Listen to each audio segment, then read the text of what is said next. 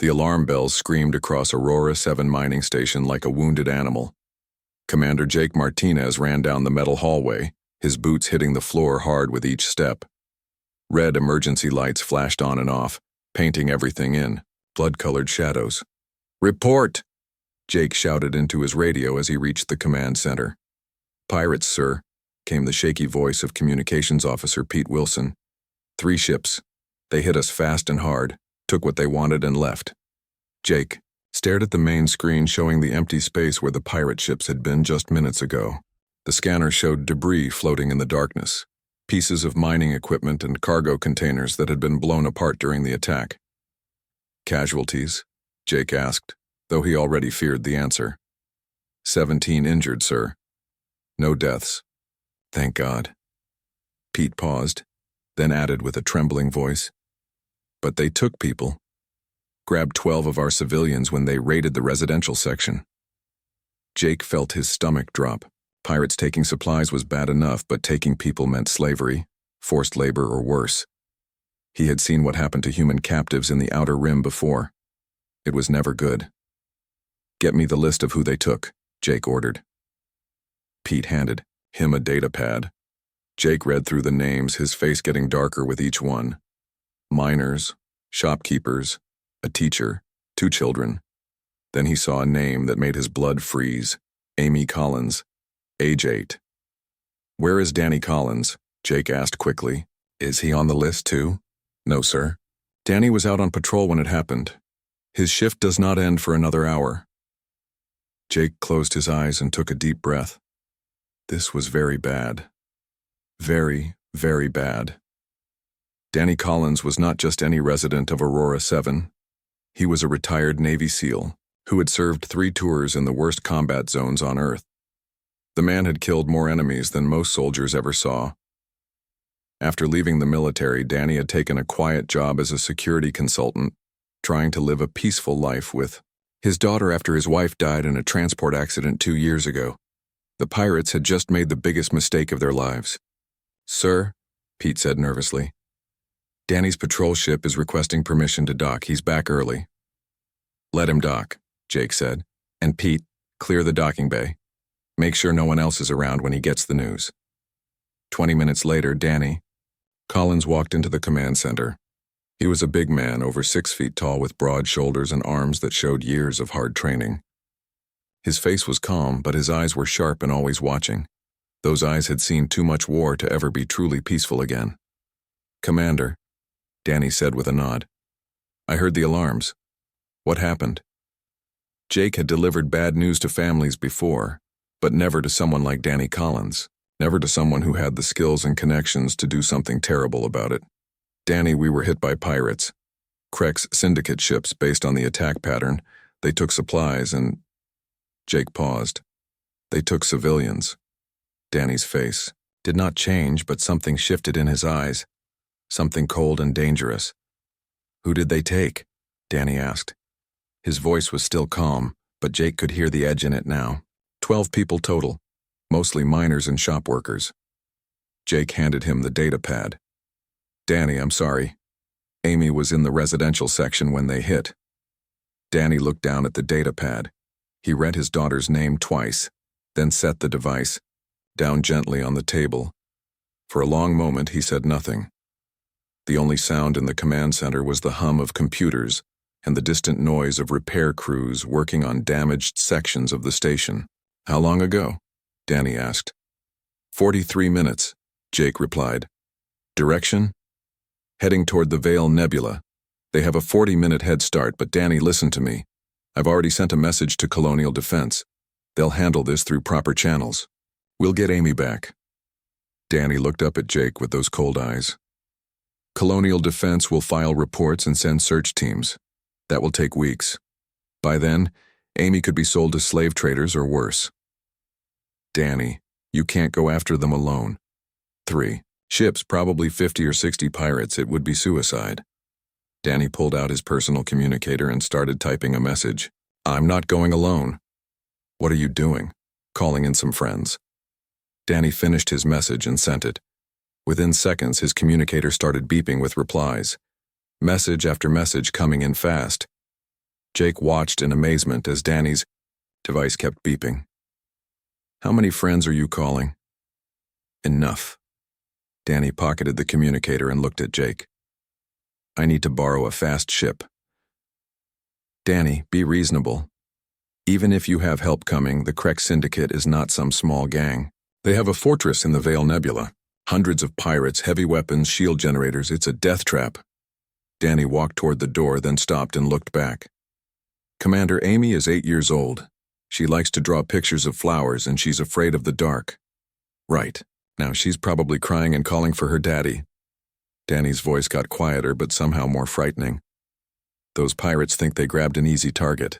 They think they can take my daughter and hide behind their fortress. They're wrong. What are you going to do? Danny opened the door and stepped into the hallway. I'm going to show the galaxy why you don't mess with a Navy SEAL's family. As Danny walked away, Jake felt a chill run down his spine. He had seen Danny Collins around the station for months. The man was quiet, polite, and seemed like any other civilian trying to build a new life in space. But just now, for the first time, Jake had seen the real Danny Collins, the warrior who had survived the worst battles Earth had ever known. Jake reached for his radio to contact Colonial Defense again, but then stopped. Maybe it would be better to let Danny handle this his way. After all, the pirates had started this fight. They just had no idea what they had gotten themselves into. Danny Collins sat in his small apartment on Aurora 7, staring at a picture of his daughter Amy. The photo showed her smiling and holding a toy spaceship, her dark hair in pigtails and her eyes bright with joy. Now those same eyes were probably filled with tears and fear. His communicator buzzed again. Another message from an old friend agreeing to help. Danny had sent out 23 calls for help 2 hours ago. So far, 19 people had said yes. These were not ordinary people. They were men and women who had fought in the darkest corners of human space, who had faced death and won, who understood that some things were worth dying for. The door chimed. Danny opened it to find Captain Lisa Rodriguez standing in the hallway. She wore civilian clothes, but Danny could see the military bearing in the way she stood. Lisa had been his team leader during their last mission together, a brutal fight against pirates in the Centauri system 3 years ago. Danny, she said simply, stepping inside. I came as soon as I got your message. Lisa, thank you for coming. Danny gestured to a chair. I did not expect you to drop everything and fly out here. You would do the same for me. Lisa sat down and looked at Amy's picture on the table. Tell me what happened. Danny explained the attack, the kidnapping, and what he knew about the Krek Syndicate. Lisa listened without interrupting, her face growing harder with each detail. The Vale Nebula, she said when he finished. That's Krek's territory. They've got a mobile fortress in there, built inside a big asteroid. Heavy shields, lots of guns, maybe 300 pirates. You know about it? I've been tracking Krek's movements for 6 months. They've been hitting human colonies and shipping lanes all across the outer rim. Colonial Defense keeps saying they'll do something, but they're too busy with politics to act. Lisa leaned forward. Danny, I have a ship. What kind of ship? Stealth frigate. Latest technology. Officially, it doesn't exist. I've been using it for special operations that the government can't officially support. Lisa smiled grimly. The Silent Fury. She's fast, quiet, and armed with enough firepower to take on a small fleet. Danny felt the first bit of hope he had experienced since learning about Amy's kidnapping. Can you get us into the Vale Nebula without being detected? Getting in won't be the hard part. Getting out alive will be the challenge. Danny's communicator buzzed with another message. He read it and nodded. Tony Kim is in. He's bringing demolitions equipment. Tony's a good man. Who else? Maria Santos confirmed an hour ago. She's bringing her sniper rifle and enough ammunition to fight a small war. Ben Harper is flying in from the Mars colonies with specialized equipment. And there are 15 others on the way.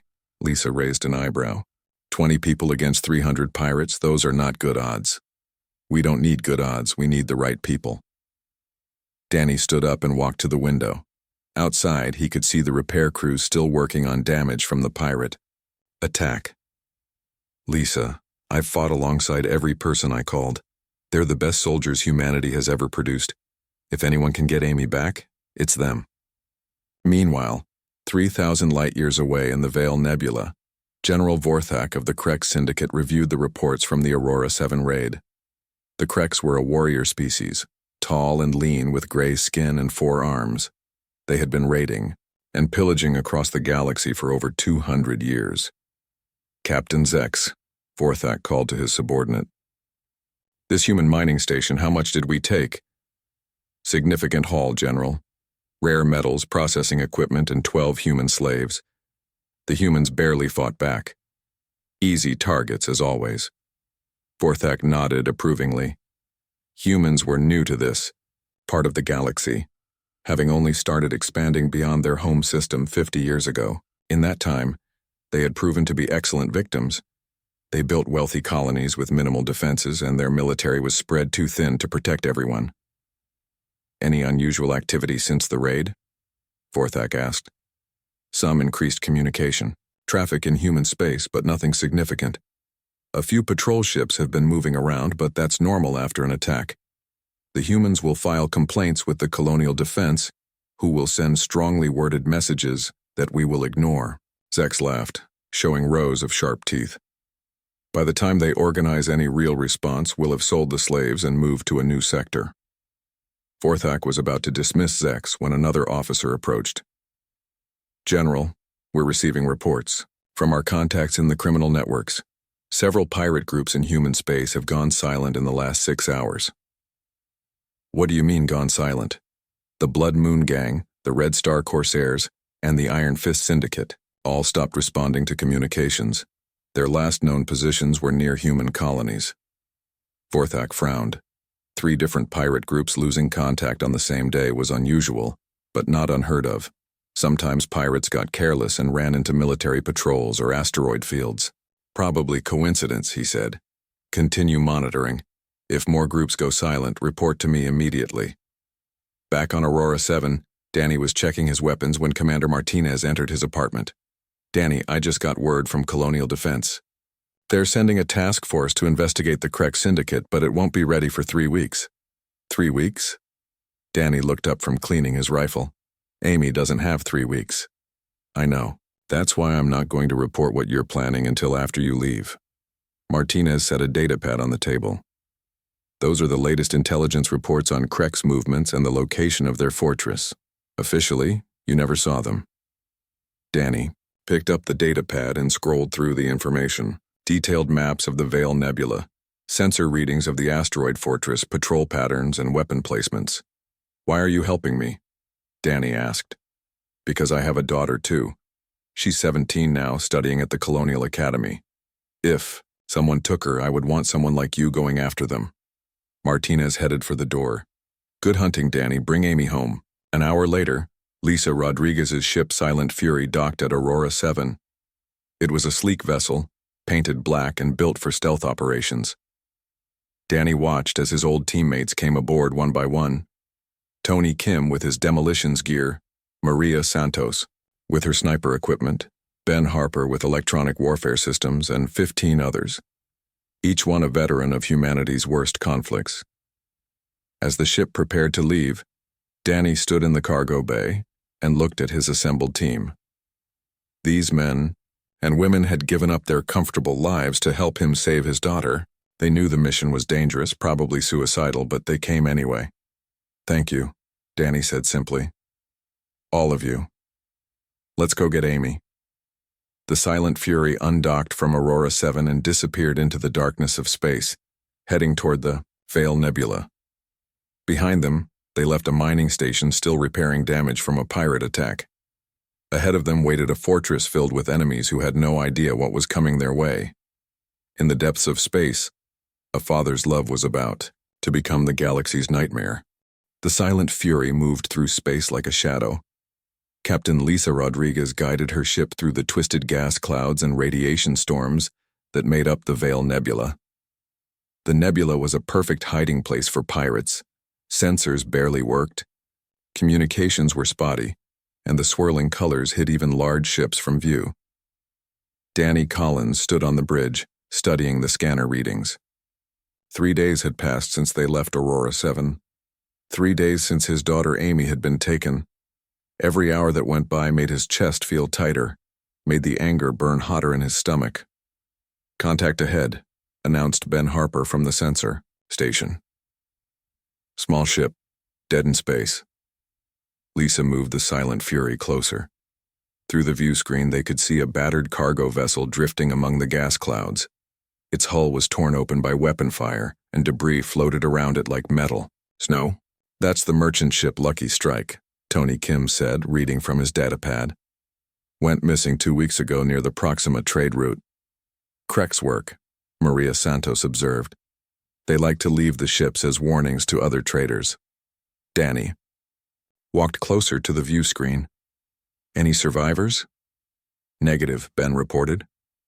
"Ship's been dead for days, but I'm picking up something interesting.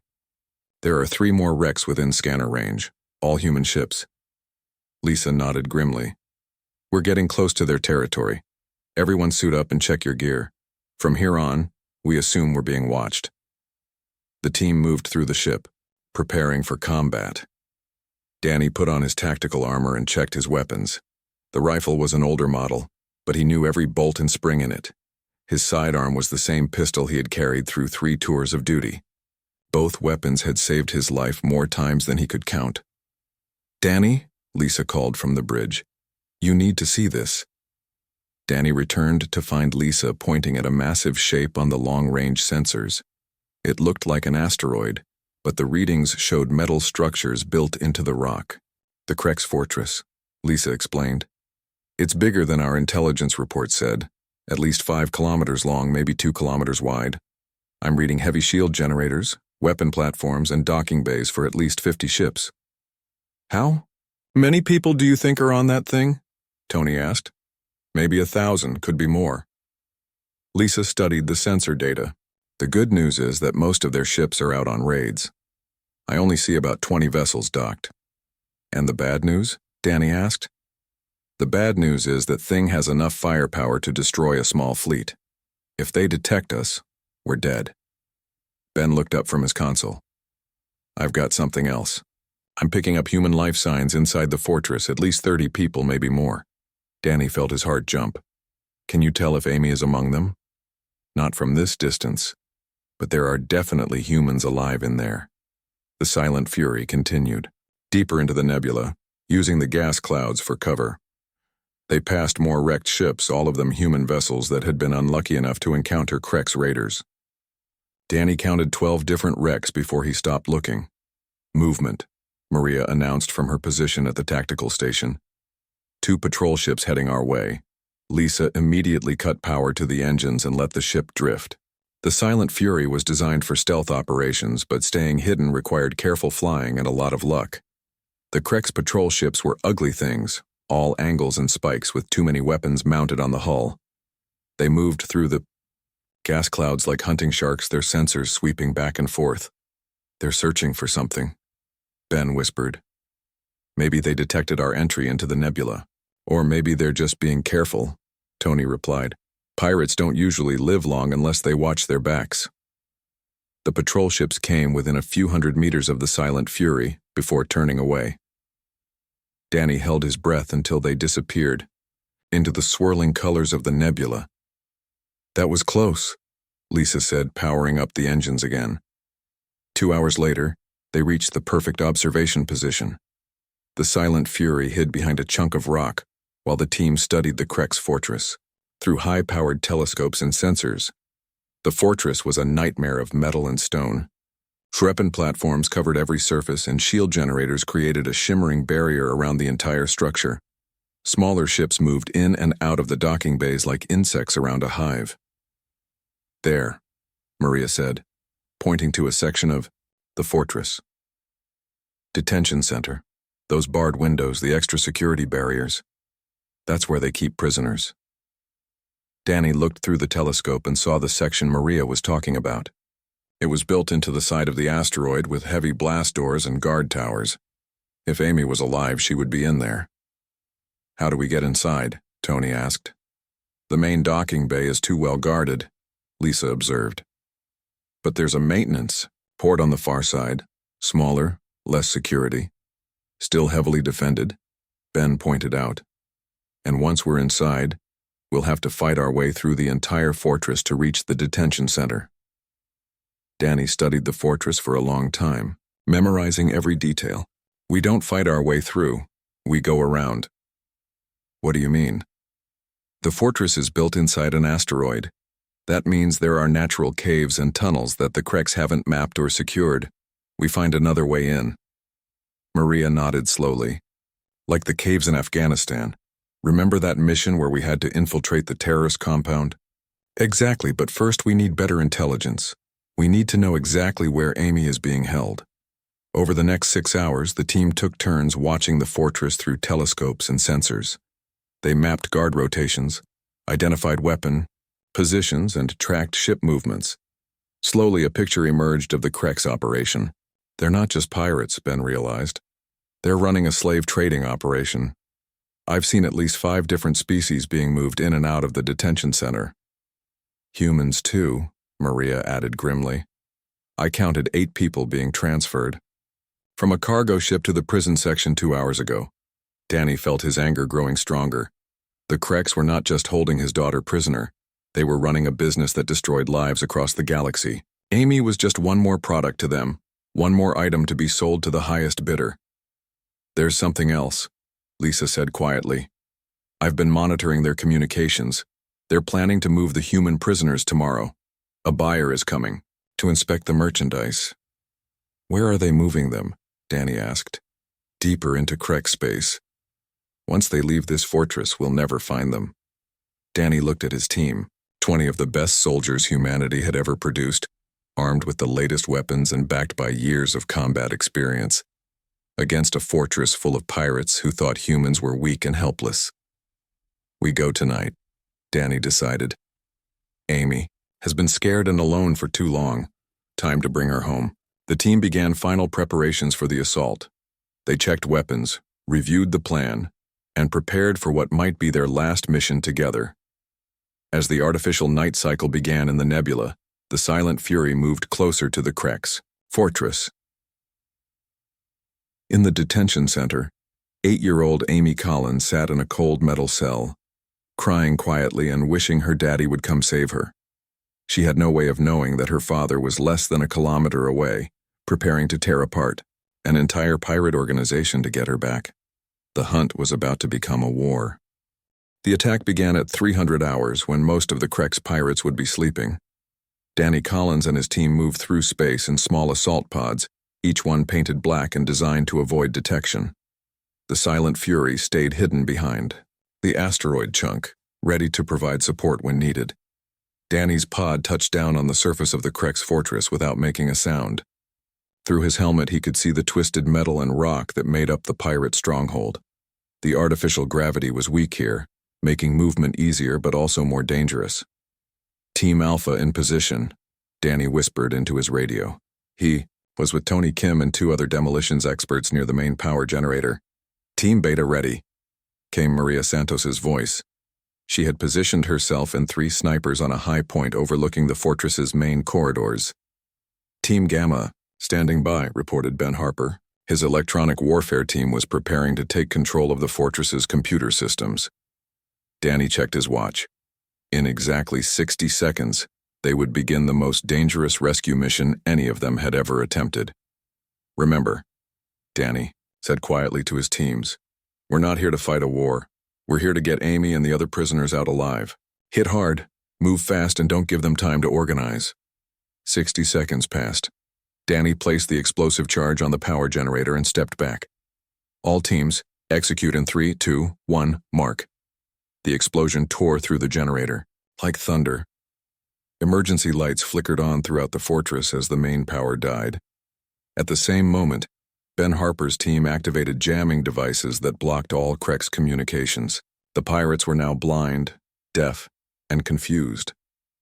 Danny and his team moved through the breach they had created, their night vision goggles turning the dark corridors into a green-tinted maze. The first Kreks guard they encountered was still trying to figure out what had happened when Tony Kim put him down with a single shot. Detention center is 2 levels down and 400 meters east, Danny said, following the mental map he had memorized during their surveillance. They moved like ghosts through the fortress corridors. The Kreks were warrior species, but they had grown lazy after years of easy victories against weak opponents. Their security was designed to keep prisoners in, not to stop a professional military assault from outside. Danny reached a junction and held up his hand. Around the corner he could hear Kreks' voices shouting in their harsh language. He pulled out a small mirror and used it to see around the corner. 6 pirates, all armed with energy rifles, trying to restore communications. Danny made hand signals to his team. Tony nodded and pulled out a flashbang grenade. On Danny's count, Tony tossed the grenade around the corner. The explosion filled the corridor with blinding light and deafening noise. Danny and his team charged around the corner while the Kreks were still stunned. The fight was over in seconds. The pirates had been expecting to face frightened miners, or weak colonists, not trained soldiers who moved with deadly precision. Meanwhile, Maria Santos was providing overwatch from her sniper position. Through her scope, she could see Kreks guards running in panic through the fortress corridors. They had no idea where the attack was coming from or how many enemies they faced. Danny, you've got 12 hostiles moving toward your position from the North Corridor, Maria reported. Copy that. Ben, can you seal the North Corridor? Working on it, Ben replied. He had managed to hack into the fortress's door control system. Done. They're trapped. Danny's team reached the detention center without encountering serious resistance. The Kreks guards here were better armed and more alert, but they were still not prepared for what hit them. Danny kicked down the first door and found himself face to face with a surprised Kreks guard. The alien was reaching for his weapon when Danny's rifle spoke. The guard dropped without firing a shot. Amy, Danny called out. Amy, it's Daddy. Daddy, came a small voice from one of the cells. Daddy, I'm here. Danny ran toward the voice, his heart pounding with relief. He found Amy in a small metal cell, dirty and scared but alive. She was crying and reached through the bars toward him. I'm here, baby girl, Danny said, working to open the cell door. Everything's going to be okay now. Amy threw herself into her father's arms, sobbing with relief. Danny held her tight, feeling like he could breathe again for the first time in 4 days.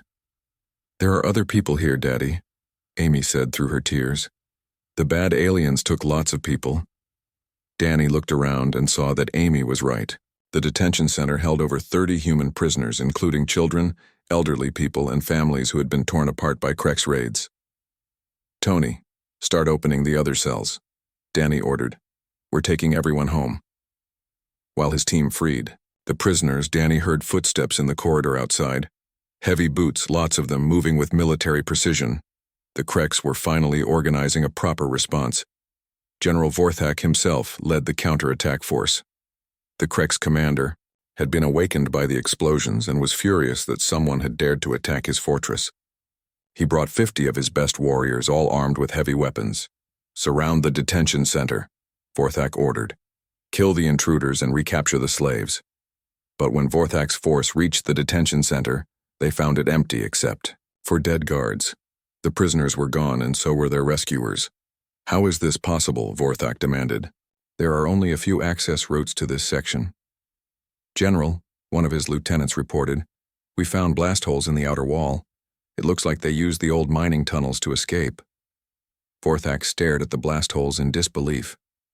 The humans had not only infiltrated his fortress, they had found and used tunnels that even his own people had forgotten about. Sir, another guard reported, we're getting reports of attacks throughout the fortress. Our weapon systems are offline, communications are jammed, and at least 30 of our people are dead or missing. Vorthak felt a chill run down his spine. This was not a rescue mission. It was a military operation carried out with precision and skill that he had never seen before. Danny Collins led the freed prisoners through the mining tunnels toward the evacuation point. Amy held his hand tightly, no longer crying but still afraid. The other prisoners followed behind them, moving as quietly as possible. Daddy, Amy whispered, are we going home now? Yes, baby girl, we're going home. Danny activated his radio. Lisa, this is Danny. Package secured plus 30 additional passengers. Request immediate pickup. Copy that, Danny. I see you on sensors. Bring them home. As they reached the tunnel exit, Danny could hear explosions echoing through the fortress. Behind them, his team was making sure the Kreks would remember this night for a very long time. The rescue pods were waiting at the pickup point. Danny helped Amy into the first pod, then supervised the loading of the other prisoners. As the last person was secured, he took one more look back at the Kreks fortress. Fires burned in several sections, and he could see Kreks guards running around in confusion. The pirates had learned a hard lesson tonight about the difference between raiding defenseless colonists and facing human military forces. Time to go, Tony Kim said, climbing into the last pod. As the rescue pods flew back toward the Silent Fury, Danny held Amy close and finally allowed himself to believe that she was safe. But even as relief washed over him, he knew this was not over. The Kreks had made the mistake of taking his daughter, and now they would pay the full price for that error. The news traveled fast through the criminal networks of the galaxy.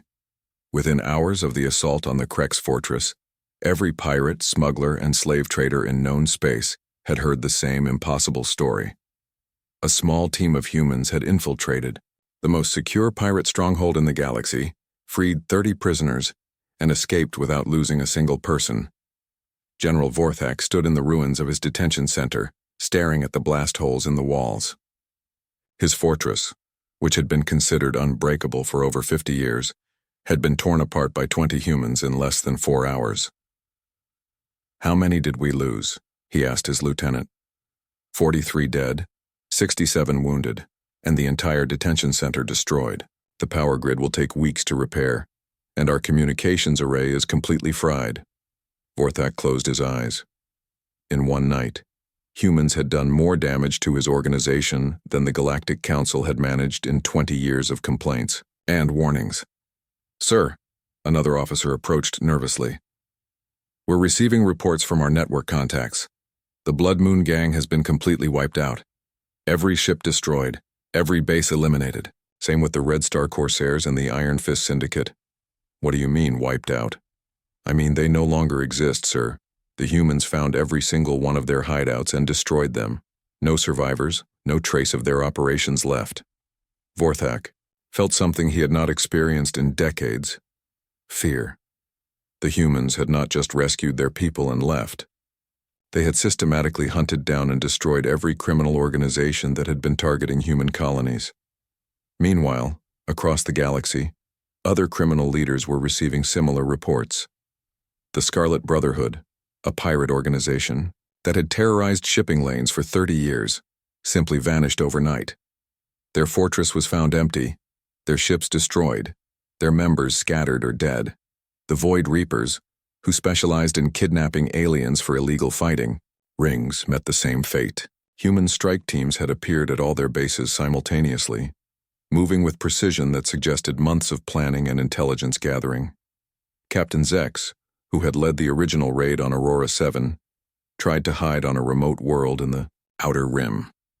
3 days later, his body was found with a simple message carved into the wall beside it: "You took our children." The criminal underworld, which had operated with impunity for decades, suddenly found itself under attack by an enemy they had never taken seriously. Humans had gone from easy victims to deadly hunters in the span of a few days. 3 weeks after the rescue of Amy Collins, Ambassador Helen Wright received an urgent summons to appear before the Galactic Council on Nexus Prime. She arrived to find the council chambers packed with representatives from dozens of species, all of them looking nervous and uncertain. "Ambassador Wright," said Counselor Threx, a tall insectoid being who led the council, "we need to discuss recent human military actions. Several major criminal organizations have been completely destroyed in what appears to be coordinated attacks." Helen looked around the chamber calmly. She was a small woman in her 50s, with gray hair and kind eyes, but everyone in the room knew she represented a species that had just demonstrated terrifying military capabilities. "Counselor Threx, I assume you're referring to the elimination of pirate groups that had been attacking human colonies and kidnapping human citizens." "Yes. The destruction was Complete. These organizations existed for decades, and your people erased them in a matter of days. I see. Helen stood up and walked to the center of the chamber. May I ask why the Galactic Council is concerned about the destruction of criminal organizations? Counselor Threx shifted uncomfortably. It's not the destruction itself that concerns us, Ambassador. It's the method and the speed. Your people displayed military capabilities that were previously unknown to us. I see. So you're upset that we defended ourselves effectively? We're concerned about the implications, interrupted Counselor Zara, a blue-skinned humanoid from the Centauri Confederation. If humans can eliminate established criminal networks so easily, what does that say about your true military potential? Helen smiled, but there was steel in her voice. It says that we're capable of protecting our people when others will not or cannot. Ambassador, Counselor Threx said carefully, for the past 50 years humans have presented themselves as peaceful traders and colonists. You've consistently avoided military confrontations and sought diplomatic solutions to conflicts. That's correct. But now we see that you possess military forces capable of operations that our own security agencies struggle to accomplish. Helen nodded. Also correct. So which is the real humanity? The peaceful traders or the warriors? Helen was quiet for a long moment, looking around the chamber at the faces of beings from across the galaxy. When she spoke, her voice carried a weight that made several counselors lean back in their seats. Counselor Threx, humanity has always been both. We prefer peace because we understand the true cost of war. We choose diplomacy because we know what happens when diplomacy fails. We build trading relationships because cooperation benefits everyone. She paused and looked directly at Counselor Zara. But we also remember that our homeworld was a place where only the strong survived. We remember that our species fought its way to the top of the food chain by being smarter, more adaptable, and more dangerous than anything else on our planet. The chamber was completely silent now. We don't start fights, Helen continued, but we finish them. We don't seek out enemies, but we destroy those who threaten our people. The criminal organizations that were eliminated made a simple mistake. They believed that our preference for peace meant we were incapable of war. Counselor Threx found his voice. Ambassador, are you threatening the Galactic Council? Not at all, Counselor. I'm explaining why those threats won't be necessary. Helen walked back to her seat. Humanity has no desire to conquer or dominate anyone. We want to trade, explore, and build better lives for our children. But we will not allow anyone to prey upon us while we do it. And if someone does prey upon you, then they'll discover what happened to the Krek Syndicate and their associates. In the back of the chamber, General Vorthak listened to every word. He had been brought to Nexus Prime as a witness to testify about the human attack on his fortress. Now he understood that he had not been the victim of a random assault. He had been the target of a deliberate message. After the session, Vorthak found himself alone with Ambassador Wright in a corridor outside the chamber. You did this on purpose, he said quietly. The attack on my fortress, the destruction of the other criminal groups.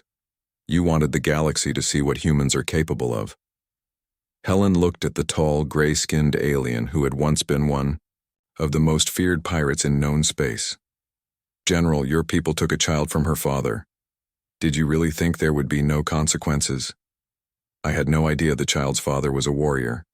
We thought all humans were soft, weak, easy targets. And now? Vorthak was quiet for a long moment.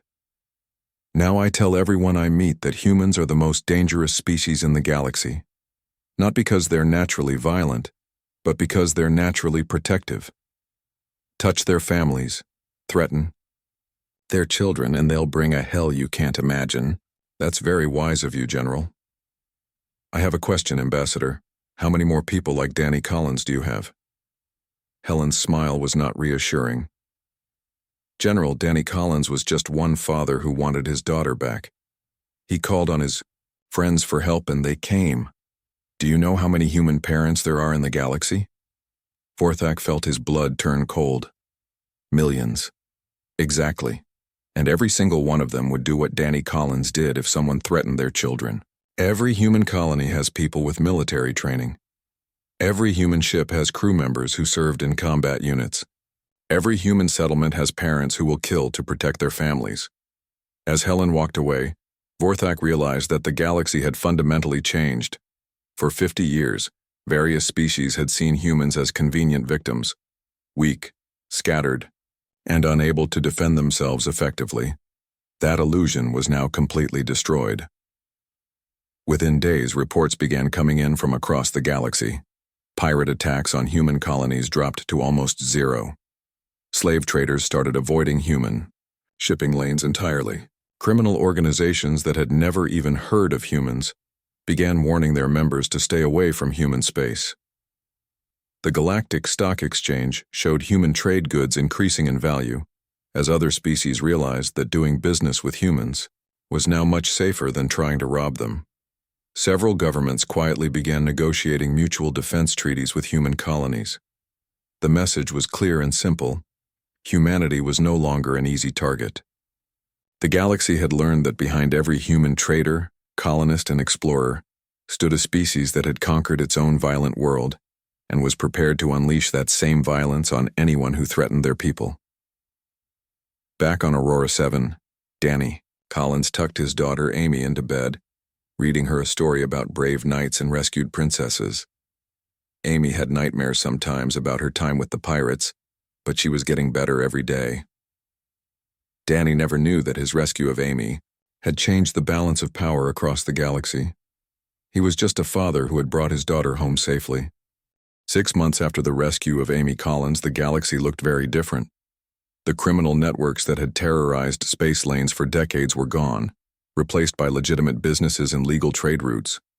What had once been dangerous, sectors filled with pirates and slavers, were now busy shipping corridors protected by mutual defense agreements.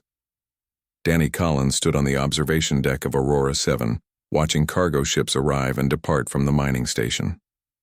The traffic had tripled since the Krex incident, as traders who had once avoided human space now flocked to do business there. The reputation of human space had changed from easy target to safest routes in the galaxy. Amy ran up to her father, holding a drawing she had made in school. It showed a spaceship flying through the stars with stick figures of her and Danny waving from the windows. "Look, Daddy, I drew us going to visit Uncle Jake on Mars next month." Danny smiled and knelt down to look at the picture. "That's beautiful, sweetheart. Are you excited about the trip?" "Yes, and I'm not scared of spaceships anymore. You said you'll always protect me, and I believe you." Danny hugged his daughter tightly. The nightmares had stopped weeks ago, and Amy was back to being the happy, curious child she had always been. But Danny knew he would carry the memory of her tears in that prison cell for the rest of his life. Commander Jake Martinez approached them, carrying a datapad full of reports. "Danny, I thought you'd want to see the latest intelligence briefings. Pirate activity in this sector is down 93% compared to last year." "Any particular reason?" Danny asked, though he already knew the answer. "Word has spread through every criminal organization in known space. They call it the Collins Protocol now. Never mess with human families, especially if there might be military veterans involved." Jake handed Danny the datapad. "Look at this.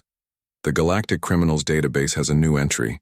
It's a warning about humans written by General Vorthak himself." Danny read the entry aloud. "Species designation, human, threat level, extreme. Recommendation: avoid all contact. Do not engage in hostile actions. Do not take prisoners. Do not assume weakness based on peaceful behavior. Note: humans possess advanced military capabilities and will respond to threats against their civilians with overwhelming force. Personal note from General Vorthak. I learned this lesson the hard way. Do not repeat my mistake." Vorthak's been touring the galaxy as a security consultant, Jake continued. He tells everyone the same story about how 20 humans destroyed his entire organization in one night. Most people think he's exaggerating, but the smart ones listen. Meanwhile, in the Galactic Council chambers on Nexus Prime, a new session was beginning. The topic was the formal recognition of human space sovereignty, and the establishment of diplomatic protocols for interaction with human colonies. Ambassador Helen Wright sat at the human delegation table, reviewing the proposed treaty. The document granted humans full autonomy over their territory and established severe penalties for any attacks on human civilians or property. "The vote is unanimous," announced Councillor Threx. "The Galactic Council formally recognizes human space as a sovereign territory and agrees to the mutual defense protocols proposed by Ambassador Wright." Helen stood to address the assembly. "Thank you, councillors. Humanity looks forward to many years of peaceful cooperation and profitable trade with all member species." Councillor Zara leaned forward. "Ambassador, may I ask about your military capabilities? The recent operations against criminal organizations were impressive." Helen smiled diplomatically. "Councillor, humanity's military capabilities are exactly what they need to be to protect our people and our interests. We hope never to have to demonstrate them again. But if someone were to threaten human colonies, then they would discover that the recent operations were just a small sample of what we're capable of when properly motivated." The message was clear. Humanity had shown just enough of their true capabilities to deter future aggression, without revealing the full extent of their military strength. The galaxy now knew that humans were dangerous when threatened, but the exact level of that danger remained unknown, and that uncertainty was perhaps the most powerful deterrent of all. On the rim world of New Horizon, Captain Lisa Rodriguez received orders for her next mission. The Silent Fury was being officially commissioned into the Human Defense Force as a deep space reconnaissance vessel. Her crew of former Special Forces operators would continue their work, but now with full government backing. "Looks like we're staying busy," she told her crew. "Intelligence reports suggest that some of the surviving criminal groups are trying to reorganize in the Outer Rim." "Good," replied Tony Kim, checking his demolitions equipment. "I was getting bored with all this peace and quiet." "Don't get too comfortable," Lisa warned. "Command thinks other species might try to test us, see if the Krex incident was a fluke or if we're really as dangerous as the rumors suggest." "Let them come," said Maria Santos, cleaning her sniper rifle. "We'll be ready." Back on Aurora 7, Danny received a message from Admiral Kate Sullivan, head of Human Defense Forces. The message was brief but significant. "Job well done. Your actions have prevented countless future conflicts. Humanity is safer because of what you did." Danny deleted the message and went back to his regular work. He had never asked to become a symbol of human military power, and he had no interest in fame or recognition. He was just a father who had saved his daughter and accidentally changed the balance of power in the galaxy. That evening, Danny and Amy had dinner at the station's restaurant. The place was busier than ever, filled with traders and travelers from dozens of different species. All of them were here because human space was now considered the safest place to do business in the galaxy. "Daddy," Amy said, playing with her food, "the other kids at school say you're a hero." "What do you think?" Danny asked. Amy considered this seriously. "I think you're just my daddy, and you love me very much." "That's right, sweetheart. That's all I've ever been." As they finished dinner, Danny noticed that several alien traders at nearby tables were watching him respectfully. Word had spread about who he was and what he had done. Some species had even begun leaving small gifts at his table, tokens of respect and gratitude for making the galaxy safer for honest traders. Danny ignored the attention and focused on his daughter. Amy was telling him about a science project she was working on, her eyes bright with excitement about discovering new things. This was why he had fought, not for glory or recognition, but for the simple right of his daughter to grow up safe and happy. The galaxy had learned an important lesson. Humanity would go to any lengths to protect their families. That lesson had made space safer for everyone, not just humans. Pirates and slavers no longer terrorized innocent travelers because they knew that sooner or later they might target the wrong family and face the consequences. As Danny tucked Amy into bed that night, she asked him a question that had been bothering her. "Daddy, will the bad aliens ever come back?" Danny kissed her forehead and turned on her nightlight. "No, baby girl. They won't come back. They learned their lesson." What? Lesson? That some things are more dangerous than they look, and that love makes people do incredible things. Amy smiled and closed her eyes. Outside her window, the stars shone peacefully in the darkness of space. Somewhere out there, alien civilizations went about their business with a new understanding of humanity's place in the galaxy. The universe was vast and full of wonders, but it was also full of dangers. The difference now was that everyone knew humanity was not one of the dangers to be feared, unless you made the mistake of threatening their children. That was a lesson the galaxy would never forget.